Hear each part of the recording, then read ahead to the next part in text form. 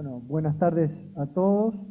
Un agradecimiento especial a los organizadores y a Santiago Cano, que fue el nexo que nos invitó, a Gustavo Loza, con quien nos comunicamos antes de venir por acá. Nosotros, el tema principal que vamos a abarcar es la asociación posible entre religión y lo rural. En este nos pasó algo muy especial, porque en los años, hace aproximadamente 10 años, distintos grupos se juntan en la portera, donde está la entrada del casco principal de la estancia, que vienen en camionetas, en autos, algún camión que se para, etcétera, sacan fotos. Está la portera del casco alrededor de 400, 500 metros y presionan para entrar. El tema es que es una estancia pecuaria y el personal está capacitado como para cuidar la estancia y para no recibir turistas. Y en ese tema nos hemos planteado qué podíamos hacer para solucionar el tema de esa entrada inquisitiva que presionaban, y bueno, y consultamos con distintas personas y nos dijeron, ¿y por qué no hacen un lugar turístico? Los invitan a pasar, hacen guías adentro del establecimiento y convierten el establecimiento rural además en una posibilidad turística nacional. Nosotros en el lugar estamos aproximadamente hace 133 años de la familia. Nosotros sabíamos que había sido ese campo jesuítico por tradición familiar. Nuestro bisabuelo compró el campo, él se educó en la Universidad de Córdoba, sabía perfectamente qué es lo que compraba. Tenía gran admiración por los jesuitas y todo el desarrollo que habían realizado en América del Sur. Y finalmente hicimos un trámite para hacer la marca registrada en el año 2018, previamente para que no nos robaran las imágenes del lugar, porque ya empezaban a aparecer los drones, etc. La gente no sabía qué es lo que allí era. Es un casco enorme y con las nuevas tecnologías aparece medio vacío porque no hay tanta gente como había antaño. El trámite burocrático nos llevó 3 años y a partir de que el trámite se terminó, empezamos a recibir turistas. En ese tiempo nosotros investigamos el lugar y hicimos un guión de que lo practicamos. La guía lo hacemos con mi hermana y nos llevó 3 horas. Ese guión podía ser en la mitad o al final, lo terminábamos con un asado y lo hacemos. El asado tiene las características que lo hacemos como se hace en el lugar, de forma misionera, que es un asado a punta de llama, con leña y con salmuera. A su vez damos un plato principal antes, de ensaladas, etcétera, etcétera, y un postre con dulce de leche casero y con flan, etcétera. Las verduras también buscamos de que sean elegidas de primera calidad. En ese recorrido no solamente se muestra la estructura jesuítica, que es enorme, es un establecimiento pecuario. Allí estamos lejos de los pueblos, pero en el título dice que pertenecía su jurisdicción al pueblo de Yapeyú, de lo cual era parte de la gran estancia de Yapeyú, en el lugar más austral del sitio, y que tenía también una forma, como está ubicado y la visibilidad que hay de cuidar la frontera siempre flexible de los enemigos que ellos tenían. Para hacer una breve síntesis, les voy a comentar lo que siempre digo, que en la invasión portuguesa, cuando ellos fundaron Colonia de Sacramento en 1680, vinieron por el mar. Curiosamente, el Imperio Español en general pobló la costa para sacar el oro y la plata. Pero, ¿por qué vinieron por el mar y no vinieron por el centro del territorio como lo hicieron en la época artiguista? No podían, porque estaban las grandes defensas de los soldados indios preparados por los jesuitas, con cercos de piedra en lugares determinados, y eran soldados de temer, que incluso fueron usados en las revoluciones. Entonces vinieron por el mar. Cuando en la época artiguista vinieron al trote en el medio del territorio, porque ya ese resguardo ya no existía. Cuando acá está el logo del establecimiento, que ahí marca lo que es el establecimiento moderno, que es un castillo de estilo renacimiento, de principios del siglo XX, y después marcamos lo que es el campo jesuítico que abarca toda la estancia. La estructura misionera principal, nosotros incluimos al río Queguay, que es donde tiene límite la estancia. En el siglo XVII y XVIII, del otro lado todo pertenecía al virreinato del Perú, pero del otro lado estaba el gobierno de Buenos Aires, y del Queguay hacia el norte estaban las misiones, hasta ahí llegaba en la banda oriental. En el río del otro lado había campamentos de charrúas y minuanes, que eran indios nómades, y en el lado misionero eran indios tapes, que eran que trabajaban la tierra y estaban asentados allí, y no siempre fueron muy amigos, sino que fueron bastante enemigos. En esa visita que nosotros hacemos, mostramos los arcos como estaban distribuidos, que lo hicieron, ahora vamos a ver la estructura, lo hicieron los propios indígenas, con algún ingeniero jesuita, que les daban la parte espiritual, también la forma de la preparación militar para el cuidado del lugar, y la formación de la ayuda para hacer estos arcos, que los hacían ellos mismos.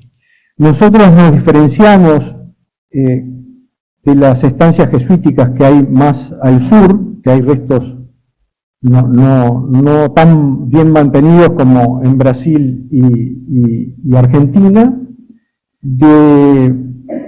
La diferencia es que unos eran estancias jesuíticas que mantenían instituciones en Buenos Aires, y acá era para producir comida, carne, y comerciar la yerba, el vino, el pan, para las misiones, para las reducciones.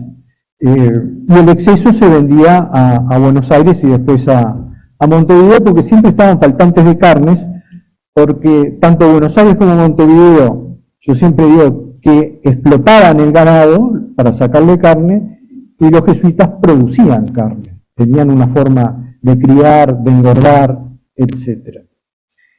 En ese circuito nosotros mostramos tres grandes corrales, uno que es una media luna, que encaja lo que es la capilla rural, que no se imaginen una gran iglesia, ¿verdad? Es algo muy rústico, porque estamos en los confines de su territorio, en un lugar muy rústico, en un lugar donde muchas veces indios no adaptados a la parte urbana, porque ellos urbanizaron con los jesuitas, los enviaban al trabajo rural de las estancias.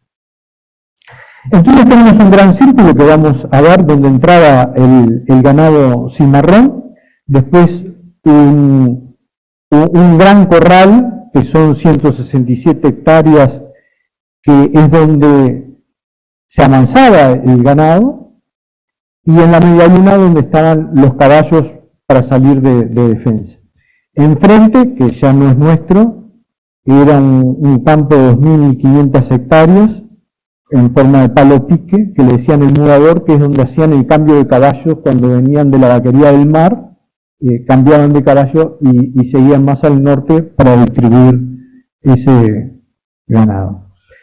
Lo que queríamos decir que tanto la capilla como los arcos y todo eso, cuando el turista llega, nosotros le contamos que ellos lo hacían frente a una formación cristiana, porque el trabajo lo hacían pensando en Dios, lo hacían pensando que trataban de hacer lo mejor para cumplir con esa tarea que mientras las iglesias y las catedrales europeas tenían el Evangelio cuando uno entraba y veía toda esa historial de cómo era, ellos que eran de tradición rural y grandes jinetes, en el campo mismo veían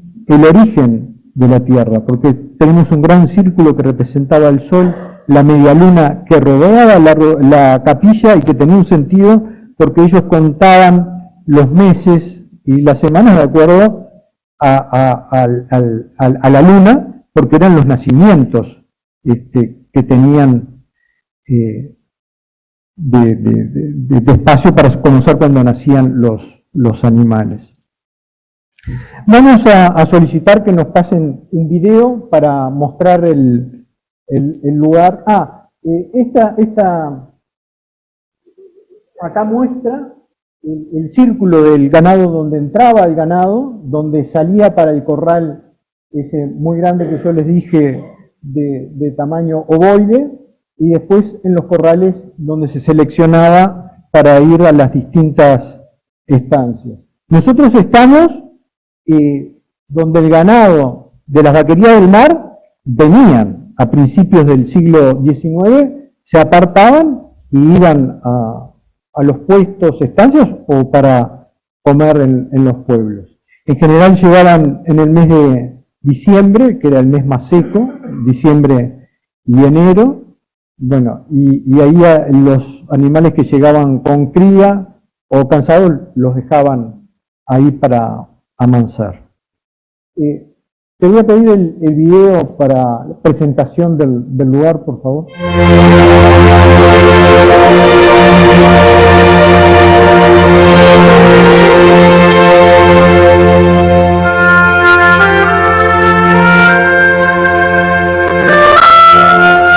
El establecimiento Buen Retiro, ubicado en la 7ª sección de Paysandú, inaugurado en 1904 y conocido popularmente como Castillo Morató, está emplazado sobre asentamientos de anteriores propietarios.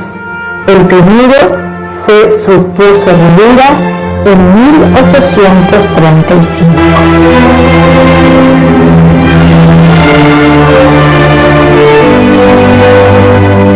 Pero todos ellos se construyeron sobre un primitivo establecimiento guaraní misionero.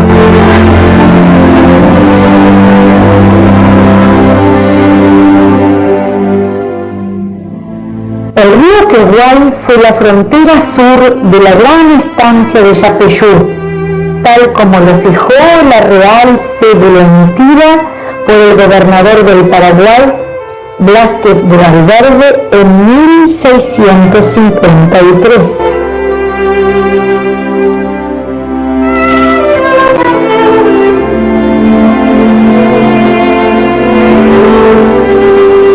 Esta gran estancia necesitó crear puestos y postas a lo largo de sus fronteras con un doble propósito: hacerse cargo de un rodeo de ganado chúcaro proveniente de la vaquería del mar, con el fin de amansarlo y evitar los robos que frecuentemente hacían los indígenas nómadas.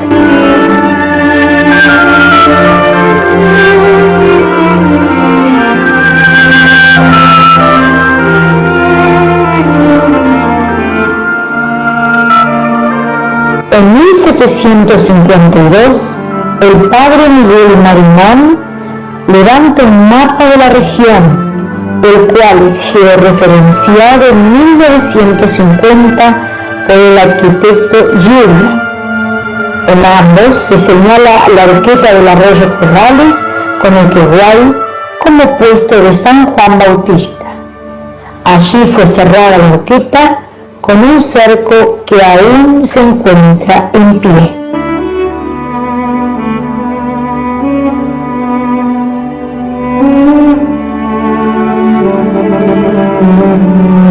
Por la calidad del campo y las boadas se procedía a amansar el ganado para luego dirigirlo más fácilmente hasta Yapeyú. Lo que hoy encontramos, además del cerco nombrado, un gran encierro de forma elipsoidal, cuyo eje mayor es de 1.300 metros. Son una manguera circular de 90 metros de diámetro, funcionando como entrada al gran corral y usada para tareas de manejo del ganado, y por último, un cerramiento semicircular para mantener la caballada de uso diario.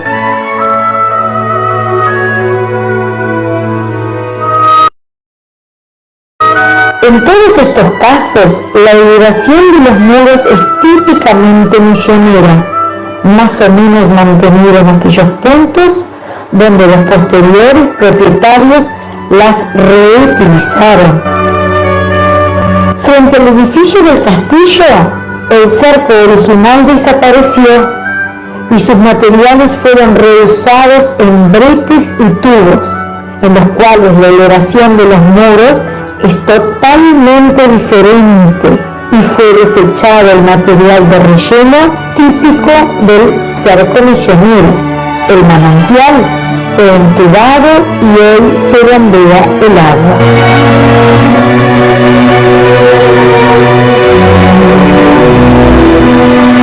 Sobre lo que se conoce como estancia de Ribera, estamos investigando una edificación reciclada del periodo misionero, probablemente la capilla y habitación del cura. Si Yapeyú comenzó la explotación de la batería del mar en 1670, nos encontramos ante 350 años de historia de nuestra principal riqueza, la ganadería.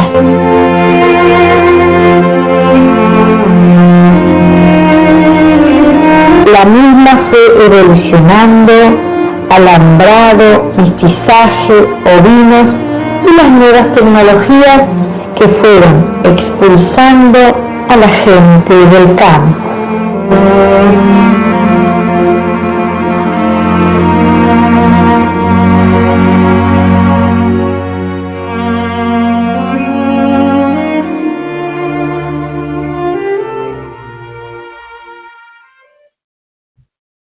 Una precisión de fechas. El pueblo de Yapeyú, la gran estancia, fue anunciada en el pueblo de San Javier el 12 de junio de 1657. Acá la locutora leyó mal y dijo 1653. Las diapositivas, por favor. Bueno, acá, en esto ven el cerco de piedra, la altura que tiene. Acá muestro a la derecha, fíjense, el tamaño de las piedras.